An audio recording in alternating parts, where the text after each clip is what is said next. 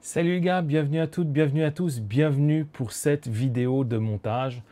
Montage d'un buggy 1/10 vintage qui est ni plus ni moins que le Kyosho Optima Mid. Buggy des années 80, 1987 pour être plus précis, et sans plus attendre, générique.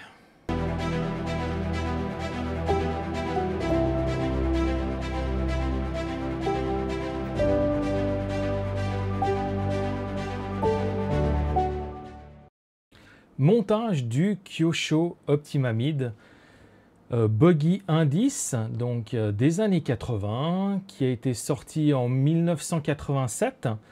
Il fait partie des Legendary Series, donc des rééditions de Kyosho, c'est le 10e.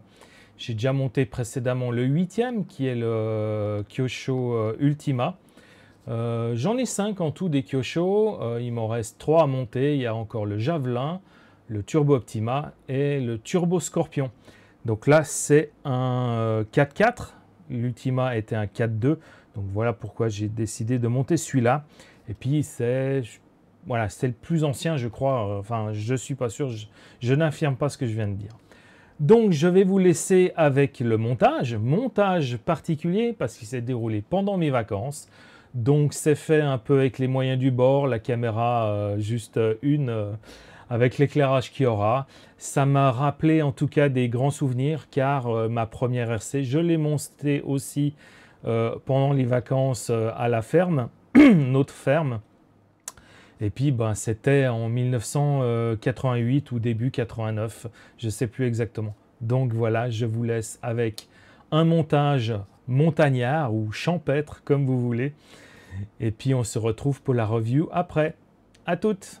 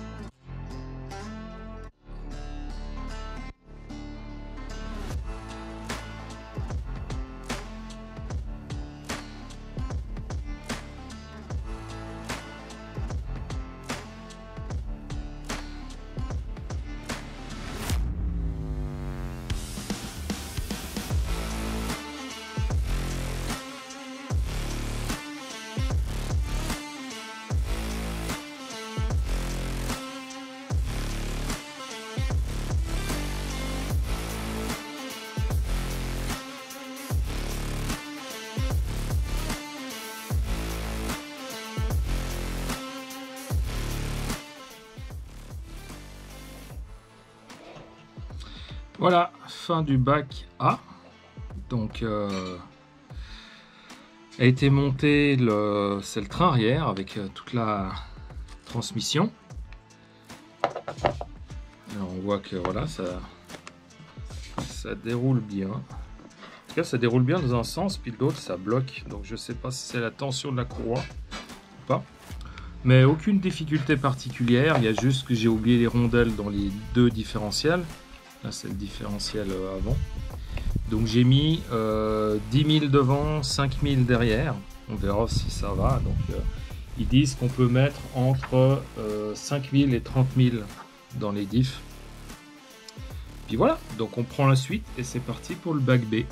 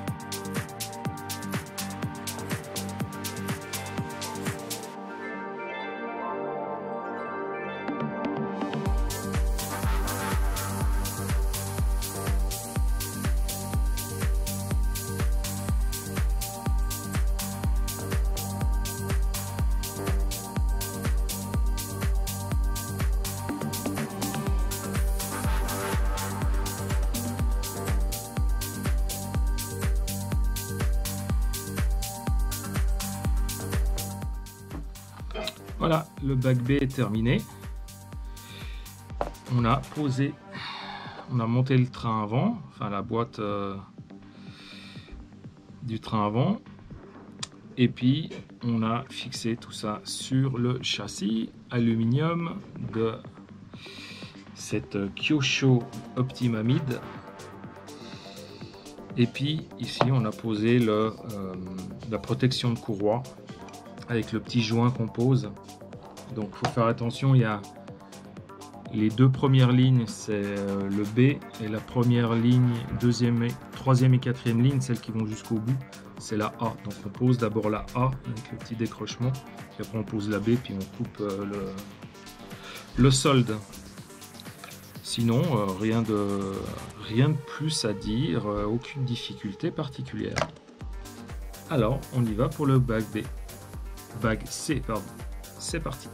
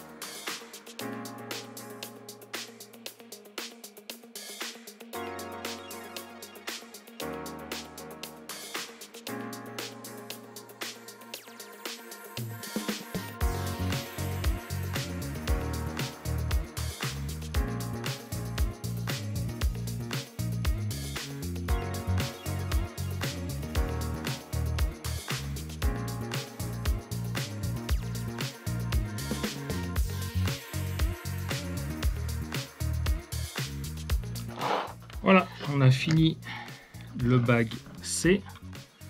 Donc ça consistait juste à mettre les porte-fusées, les fusées avec les noix, les trier, Et puis les triangles inférieurs. Donc faire attention le gauche-droite. Et puis ben voilà, les clips, c'est la seule chose qui est un peu ennuyant, quoi, de mettre ces clips. Allez, on y va pour le back D. C'est parti.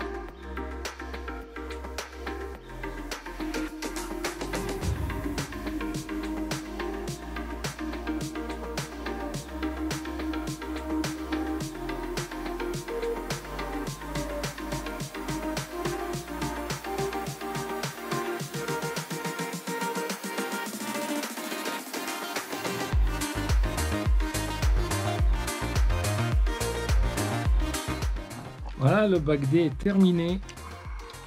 Alors, à part les clips qu'il fallait de nouveau s'emmerder un peu à les mettre, le fait que je me suis emmêlé les pinceaux avec le sens des triangles, je les ai mis à l'envers à l'avant, j'ai dû les retourner. Après à l'arrière, c'est plutôt le porte-fusée que je mettais à l'envers. Donc ça doit être un peu la fatigue du fait que ça fait un petit moment que je suis sur le montage là quand même. Donc ce bac déterminé, hormis ça, il n'y a aucun souci. Des petites remarques pour la direction. En fait, il y a deux bagues plastiques qui font, je les ai mesurées, qui font 8 par 5 par 2,5. Donc normalement, il faudrait y remplacer, ce serait pas mal d'y remplacer par des roulements de 8 par 5 par 2,5, comme ils disent dans la notice. Dans la notice aussi, il marque comme option, c'est des roulements à flasque. Alors ça, j'y ai pas mesuré, mais c'est pour remplacer les petites pièces que vous avez vues qui sont en laiton.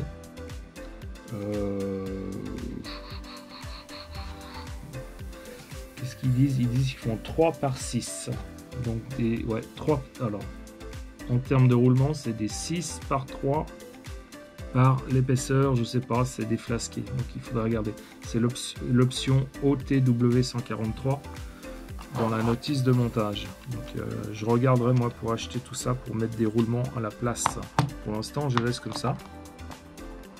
Sinon, tout va bien. Hein. Je crois qu'on a pratiquement fini. Après, il y a les suspensions, l'électronique, carrosserie et compagnie, 2-3 restes de montage. Et puis après, c'est terminé. Voilà l'avant.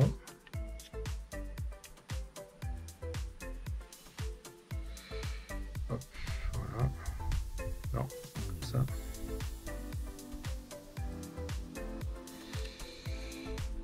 Voilà l'arrière.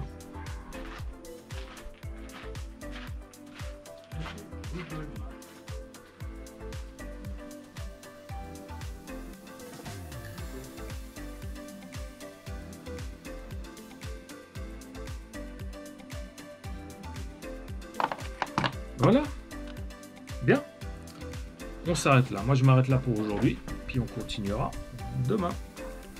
Allez, on vous sait tout de suite, et ce sera le bag E avec les suspensions.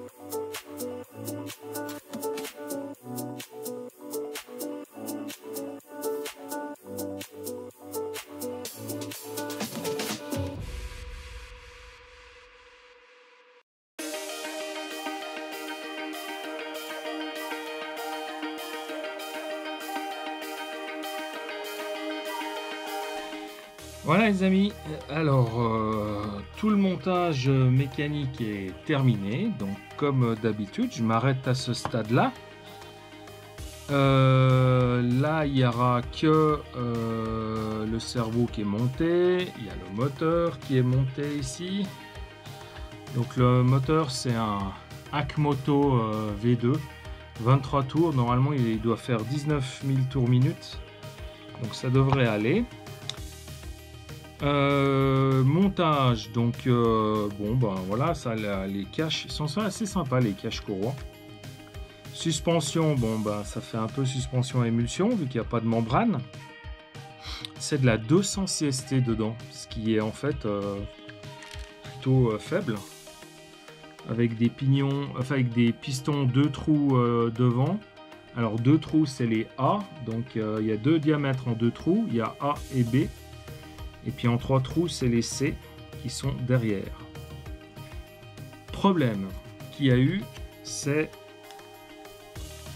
la vis de réglage, enfin de réglage de précontrainte, la suspension. En fait, ce n'est pas la même. Pour ça que vous voyez en train de m'embêter à mettre le joint dedans. En fait, c'est pas les mêmes que celle-ci. Donc j'ai 3 mêmes et puis celle-ci elle est différente et elle ne va pas. Donc j'ai mis provisoirement ce clip, je vais regarder si je peux en choper une. Et puis ben, j'ai fait le tarage à la même hauteur que ce de 5 mm au lieu de 3. Là normalement c'est 0 de tarage, c'est 0 devant, 3 mm derrière. Et là j'ai mis ben, 5 derrière, 2 mm devant. Ce qui a l'air de... ce qui le rend un peu trop rigide, mais bon voilà. C'est comme ça, de toute façon, là il n'y a pas de batterie, il n'y a pas d'électronique, il n'y a rien. Les roues plutôt cool, elles sont vraiment sympas. Il restera plus qu'à les coller, je les ai pas collées, hein.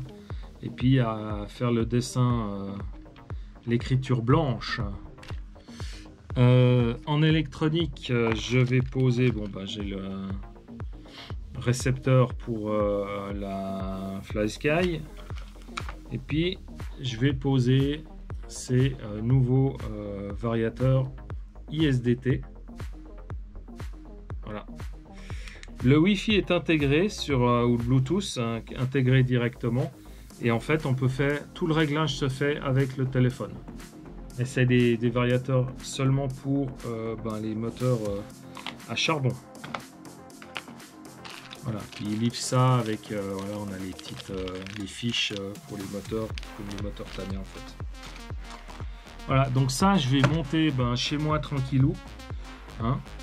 Je vais pas monter ça ici. Et puis, ben, vous verrez la voiture en review complètement terminée avec son électronique posée et puis bah, la carrosserie terminée. Ça, la carrosserie elle n'est pas dégoupée, hein, elle est là.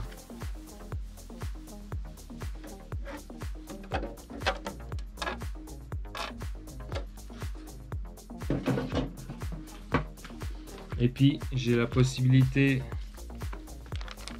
bah, de peindre la carrosserie en jaune et puis de mettre ces stickers là. Donc ça c'est on va dire c'est normal, et ça c'est la version bah, compétition, hein, comme vous pourrez le voir sur comme sur la photo là avec donc il suffit de la peindre en blanc et puis avec ces stickers. C'est ça que je vais faire vu que j'ai posé l'aileron blanc. Donc on se revoit ben, tout de suite pour vous, à bientôt pour moi, parce que moi là je vais finir mes vacances et puis je finirai le montage de ce Kyosho Optima Mid tranquillou pour que vous voyez la version finie lors de la review. Je vous dis à tout à l'heure. Tchuss, bye bye. Voilà, j'espère que le montage vous a plu. Donc montage en plusieurs étapes, hein. Je fais bague par bague.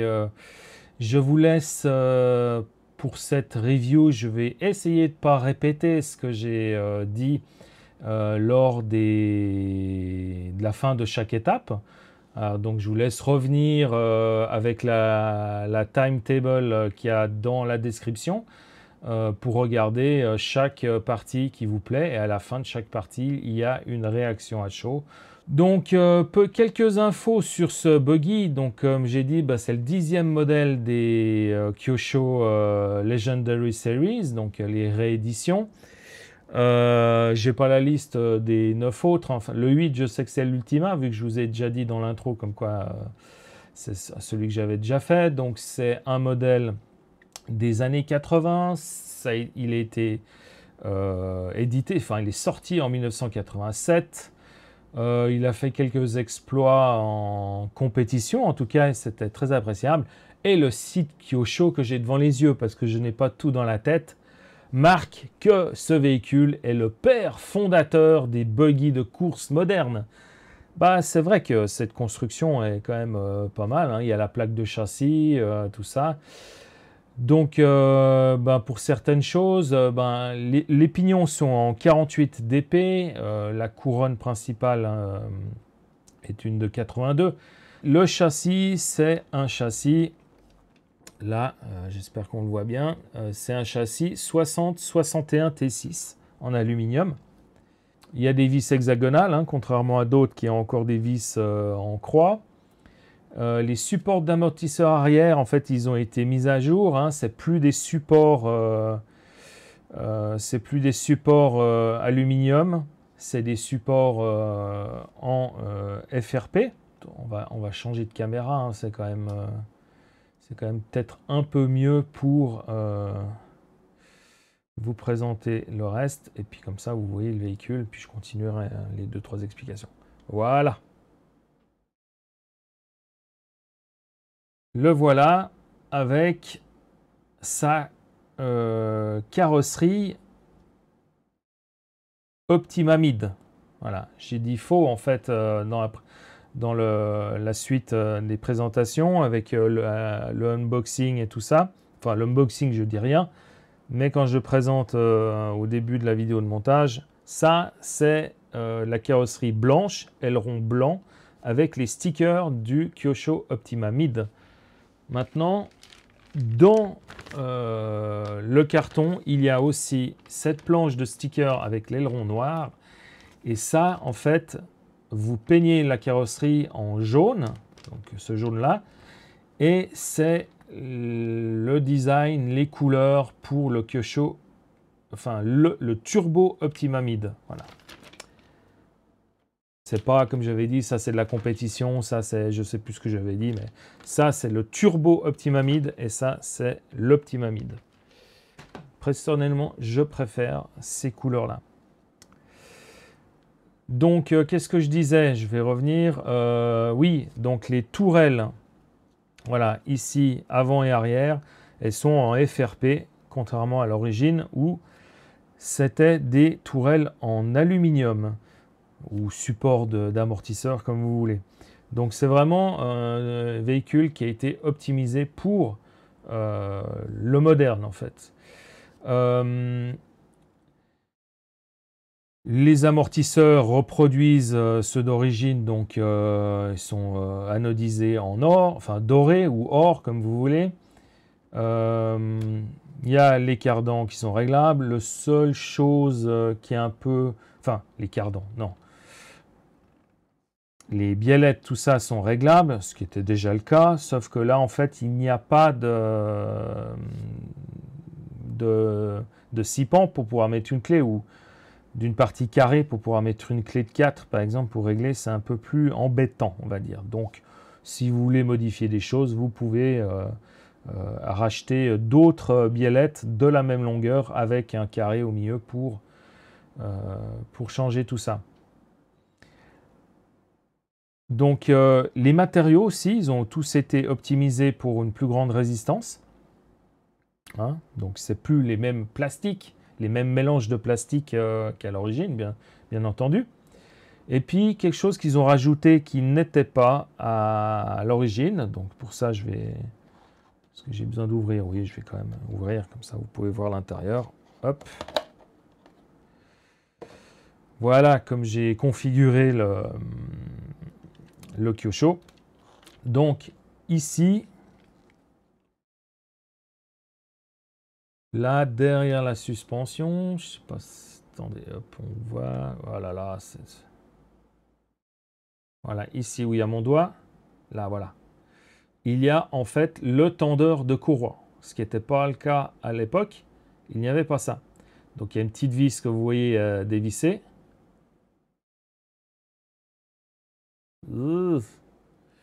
Allez, viens là, toi. Voilà, il y a la vis au bout de mon doigt, et puis après, vous prenez un tournevis plat et vous pouvez tourner pour tendre la courroie. Ce que je dois encore faire, parce que... Et puis, il y a les plastiques aussi des caches courroies qui sont améliorés. En fait, c'est de la résine moulée. Contrairement à avant, c'était, qu'est-ce qui marque c'était formé sous vide. Maintenant, c'est de la résine moulée. Voilà, bon, petit détail. Et puis voilà, ben, il y a un slipper qui se trouve ici.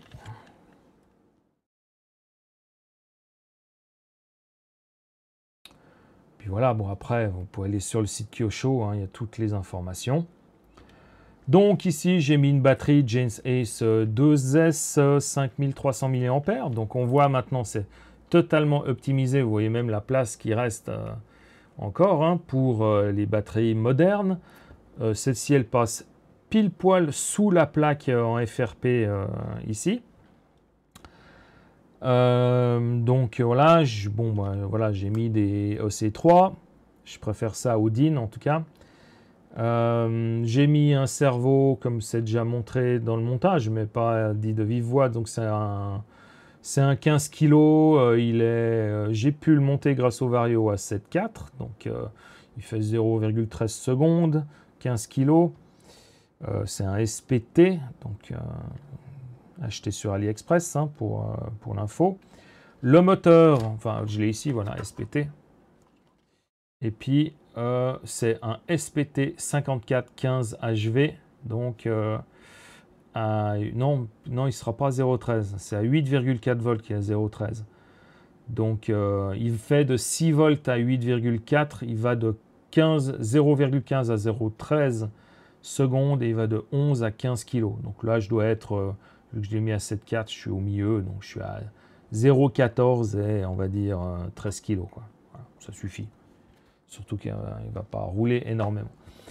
Le moteur, c'est un Akmoto, donc c'est Year Racing.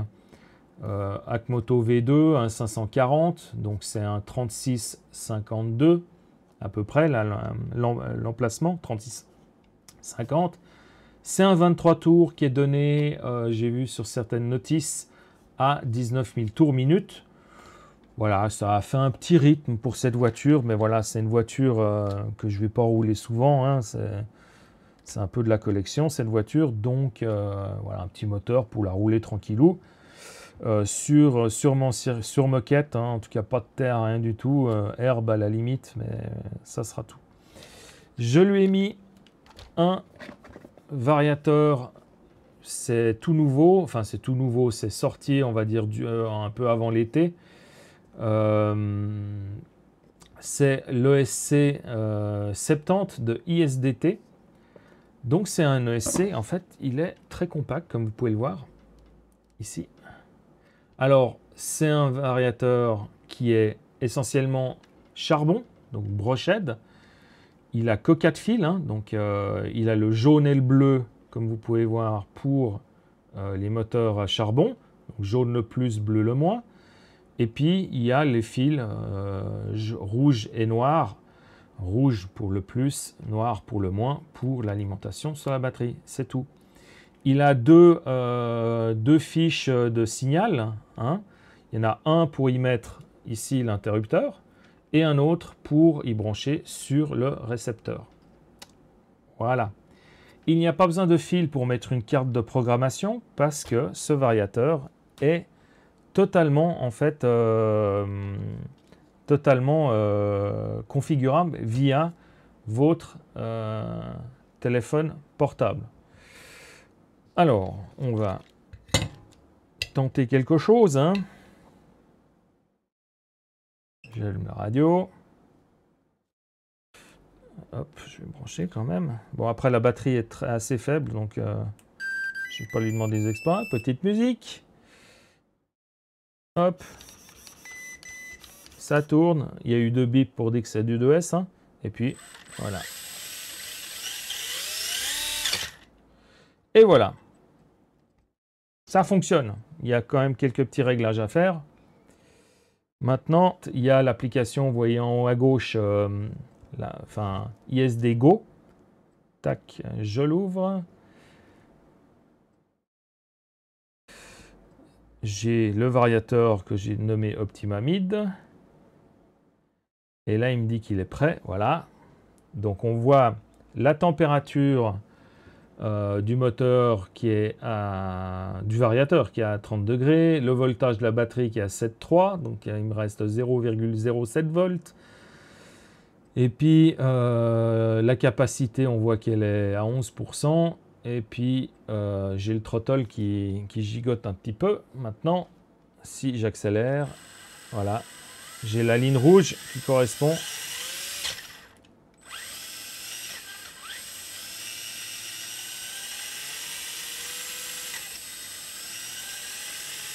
Voilà, je vais pas trop accélérer vu que la capacité, elle va foutre le camp autrement. Donc ça, c'est un peu un vue-mètre que vous avez sur votre téléphone. Et puis, j'ai ici tous les réglages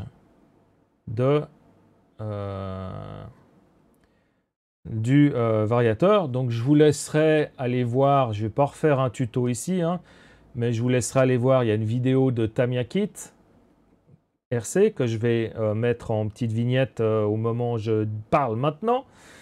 Mais voilà, il y a en fait, on peut choisir on-road, drift, off-road et compagnie. On choisit l'hypo, NIMH, le nombre de cellules, le voltage du cutoff, le voltage du bec, qui est réglable le bec de volt en volt, enfin de dixième de volt en dixième de volt. Ah, il faut que je...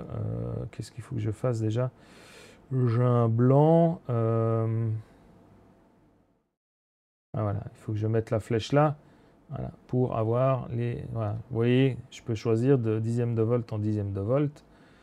Ainsi de suite, ainsi de suite. Et puis le sens de rotation en avant ou en arrière. Donc c'est OK, forward, reverse. Donc là je quitte, hein, je ne vais pas changer.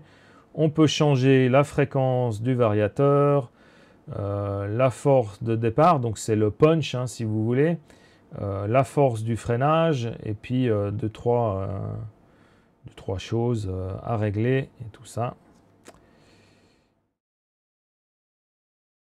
Voilà ce que je peux dire sur ceci. Donc, à part ça, ben oui, alors juste le truc, souvenir tout de suite, là, ici, sur la suspension arrière, j'ai ma bague de réglage que je n'avais pas. J'avais dû mettre ceci à la place parce que c'était une erreur, une fausse, celle qui m'avait mise. Et puis, voilà, si jamais, la référence de ces bagues, hein, pour info, c'est ceci, OTW 130, comme ça, vous savez, si vous arrive la même chose, ça se vend par paire. Sinon, vraiment, aucun souci particulier sur ce bel engin.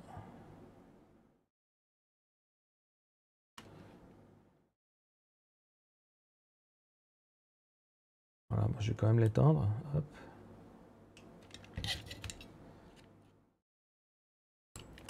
Tac. Et on va repasser en vue de face comme ça. Je peux vous le montrer directement comme ça. Alors les roues là, les dessins de roues là, ben, j'ai fait avec un stylo, une peinture en stylo. Parce qu'on peut le faire avec les stickers, sauf que ce qui est étrange, c'est que les stickers sont plus petits que les inscriptions réelles sur le pneu, quoi. Donc voilà.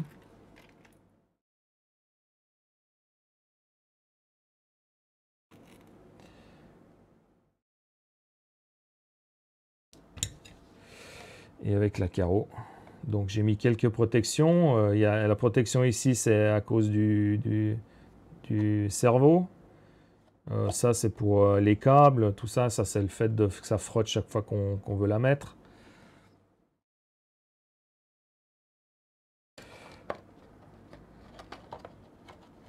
Hop. Et hop. Voilà.